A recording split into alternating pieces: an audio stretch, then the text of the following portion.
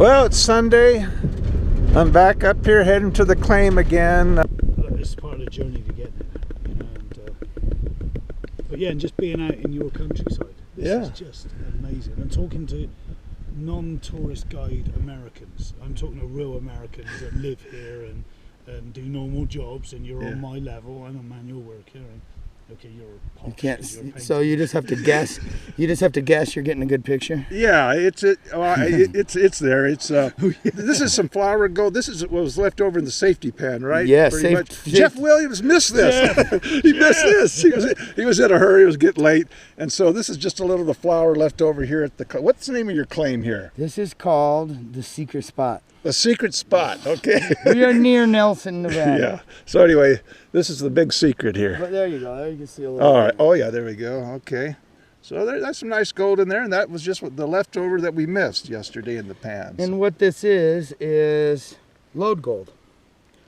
This is all load gold out here, as opposed to our Osceola area, right, where there's placer gold on the alluvial fan. This is all came out of a vein somewhere, locked up in a rock. Look at that. And they call it, He's losing all those gold rush terms of the alluvial vad, Parker talks about. Okay. So that's load, L-O, how you say it? Load. L-O, right. L-O-D-E. And it's in a van. That's what Here's Jeff, some more that we found in the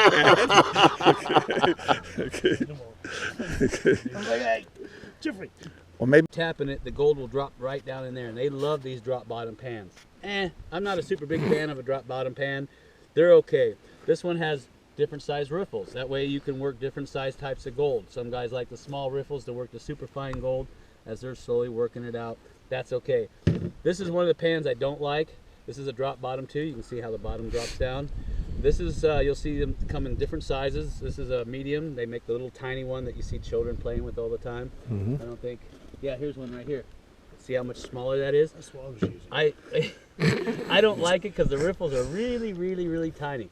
Now, a real quick history lesson. If you're wondering where these came from, the Chinese gave us the idea to do that. The white man was using a metal pan, and he's panning real slow, and the Chinese saw him, and they took a hammer and I guess a chisel, and they just beat these riffles in to create a ridge so the gold wouldn't walk over the edge of that metal pan.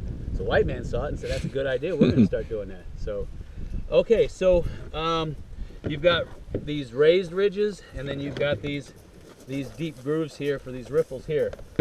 These are all right pans. I'm not too fond of these right here. I like the ones that have the actual riffles that drop down inside because they hold better. But this one right here, I've liked it for so many years because if you notice, the riffles are just gargantuous. You got two huge riffles. And this is a basic pan. You got these little tiny riffles. The reason why I like this one is because I can work a lot of material faster because the riffles are so much deeper. I don't have to worry about losing anything. On these, if I got something just a little bit bigger or it's loaded up with black sand, it'll actually walk over the side of that riffle. So, and of course my style, I like the speed pan because I'm always trying to get through the material. I'm trying to sample fast, all this stuff.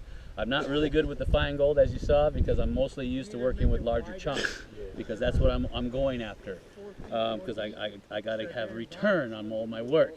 So I like this one. The interesting thing about the Super Sluice, if you read it on the back, it'll say this is one of the few pans you can actually dry pan with without water.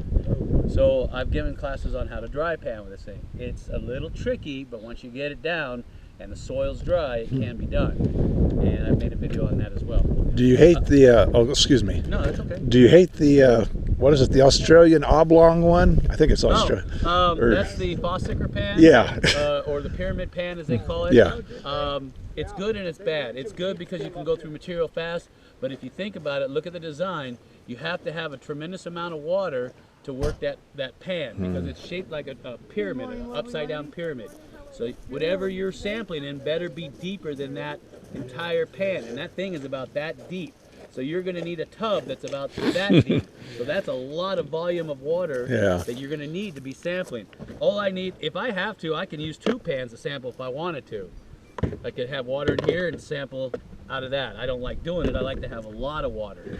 So the pan isn't bad, the concept is good. Yeah. But it takes too much water for me to deal with. I can go through the same amount of material with this. Okay. They make all different types of pans, oblong pans. They make the one that looks like a stop sign. They make the Aussie turbo pan. Yeah. They got the back in Africa. They've got the Batea, which looks like a big wooden hat. It's about this big, and it looks like a cone. And actually, that one works really well. And with that one, you just swirl the material like this in the river, and the lighter stuff will just kind of flow out through centrifugal force, and the gold will sit in the bottom. It's they've been using it for thousands of years. The Batea is a really good pan.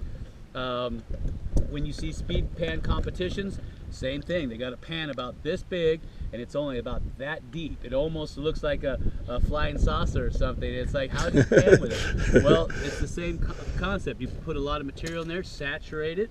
You got to get it all saturated. And instead of, like you see us, they just swirl it. That's all you're doing. Swirl, swirl, swirl. The lighter stuff falls off the sides, and the heavier stuff concentrates right into the middle. And then you tilt it on the side, wash a little water in to get that black sand out, and the gold will be in the center. So that's how they do speed pan. It's called, I know, I think they call it a Maverick pan. No, a Ferrari pan. Ferrari. Okay. I know it sounds crazy, but that's what they call it. Anyway, so back to what I was saying. I love this guy right here. I've tried a lot of different pans, but I can go really fast with him. When I'm out here sampling in the wild or back at the house, I like to go fast. And of course, there's other styles. Some people like to rock it back and forth. And like I said, I tried different things. For me, everybody's got their own style, and it's what works best for you. Bring this material back in the pan, round and round, side to side, tilt forward, wash out about 3 or 4 times. And what you're doing is you're trying to concentrate the heavies, whatever heavies might be in there, magnetite, hematite, whatever, garnets, pieces of gold, hopefully. You're trying to concentrate those down into these riffles. That's why you'll see me shaking back and forth, because if I got any little gold on the top there, any movement, any shaking will create that enough liquefaction for that gold to drop to the bottom and stratify to the bottom. So once again, side to side, and then when I get down to where that I can almost hold my pan almost straight up and down, and to where you see that material fills that first riffle. I'm not really concerned about the second riffle. I never look at the second riffle. I always focus on this first riffle. That's just secondary. If I have any gold, and if I've done what I'm supposed to do right, that gold is supposed to be right underneath this dirt in here. See my point? So that's about as far down as I like to get with that much material. I don't like to go too much further because I can start to lose gold. So then what I'll do is make sure I can almost get that pan straight up and down, and then I'll get some water in there. Some people like to use clean water when they're working out in the with these tubs out here when they're sampling, because they can't see the gold in dirty water. But sometimes you got to work with what you got. So then, to ensure, because I washed everything back down because I had some up here in the second riffle, to ensure that that gold stays in the bottom, because now I have to get rid of this lighter material right here to ensure that whatever gold might be in there, fine or what have you, I'll tap it about 5 or 7 times. You'll see me 1, 2, 3, 4, 5, 6, 7. As I'm hitting it, the gold will it'll actually walk all the way down into the crease, whatever gold it is, even if it's 20, 30 mesh, it'll walk all the way down. So now I know if I got any gold, it's going to be in this crease right here. And like I said, on these other pans, they have a drop bottom pan. Yeah. Some guys like that because the gold stays in that drop bottom. It's all a matter of preference. So then the last step is you take what water you have left in your pan, and you're going to swirl. You can't get it in your pan. It's like, hey, I can't get it in there, but if I put it on the end, I can actually just poke it in there. So I'll put the water over the top, I'll run this over it, it'll pull my magnetics up, and then what's left behind, you can see now, is I've got nothing but little itty bitty tiny pieces. There's a couple nice chunks right there of gold for sampling. That's not bad. See what I mean? Yeah. And then you'll take your jeweler's loupe and you'll inspect it to make sure. Jeweler's loupe's in the truck. You'll inspect it to see, okay, is the gold rough? Is it smooth? If it's rough, I know I'm close to the source. If it's smooth, that means it's traveled a long ways. Exactly. And you'll need the information, because when you're sampling, you go to your next sample hole, and if the gold gets bigger or rougher or smoother, it tells you volumes of information.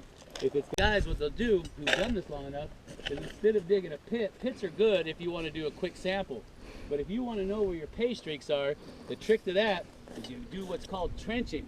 So you're going to dig a trench across here, and then you're going to sample every maybe foot to 2 feet.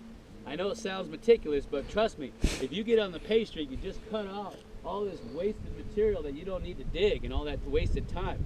So I can say, okay, my heaviest concentration is right here, and now I need to go down the different stratums, the different strata layers, to find out what the depth is, because you'll see that you've got all these different gravel zones in there. One of them is going to have the most gold. Sometimes you'll have multiple layers that have gold from the different flood times during monsoon season.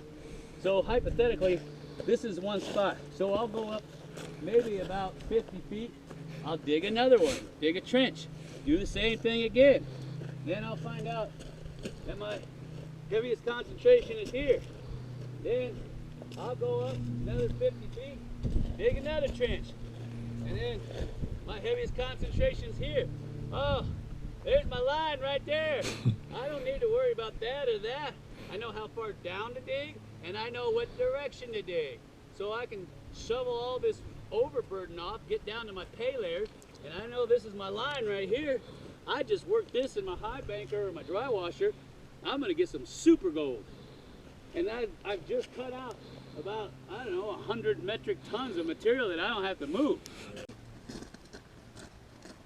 And I get up to here, and all of a sudden, instead of 3, I only got 2. All right, now I know that I had 3 and I only got 2. And I go up further, I got 1. All right, so now I see a pattern for me. The best gold you're gonna get is where those pay streaks split. So if you come down here, you're gonna have to meticulously find out where this 2 turned into 3.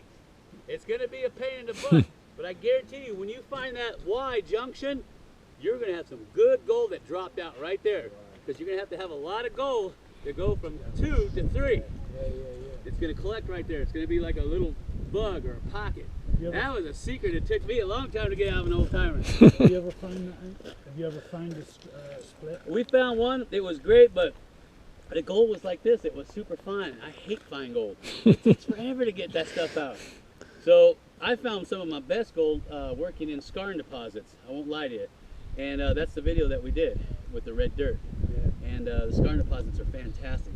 They can be rich, but not all of them. When you go to California, this is a good way to do it. Now, another way to do it, real quick, and I know it's probably more, there's a feature on it called Follow the Black Sands. I love this thing. Now, the search coils are waterproof, but the boxes are not, so you gotta be careful. Now, say you're in California and you're like, Jeff, I need to know where the gold is. I know that gold's gonna concentrate on the inside of curves and bends and in sandbars, but is there another thing I can do to get more gold? And that is use your metal detector. So you're gonna go out there on your sandbars or on the inside bends, and you're gonna look for, if you know a metal detector, you'll know when you start hitting huge black sand deposits. Sometimes it's by the sound, sometimes by the number readout. It'll say huge mineralization, like on the GMT, it'll do that. On your gold bug, you'll hear that bong, bong, bong. Well, you know, there's a bunch of minerals in the ground, a bunch of black sand. So you're gonna take a construction stake, not this big, and you're gonna say, I got some right there. Then you're gonna go along, bong, bong, got another one here, bong, bong, bong. You're following that black sand, because just like in your gold pan, where the black sand is, gold's gonna be underneath it. See my point? Because if the black sand is depositing there for whatever reason, because of a dropout or a low pressure zone, a million reasons why, the gold more than likely is underneath it, just like in your gold pan. When you're panning, all that black sand's on top and the gold's on the bottom. Same thing. So then you go back through after you've seen your line, your gold line, you leave your stakes in there, and then you go through there and you shovel it out and you put it in your high banker or your trommel or your dredge, whatever you happen to be working. And that's the secret to getting good gold when you're in the rivers and stuff like that. A lot of people ain't gonna tell you that. So that's just like 2 of my secrets. I got tons of them that the old timers used to teach me before they moved on or passed away. You ready for the rest of them? Yeah, no. He'll wait till May. I'm taking about the Britain. So, Where they're no good. Okay. All right, so here's what we're gonna do. I'm gonna load up a pan of some of this flow sand. Flow sand's easy to pan because it's really small stuff. And I want you to give it a shot, okay? All the strap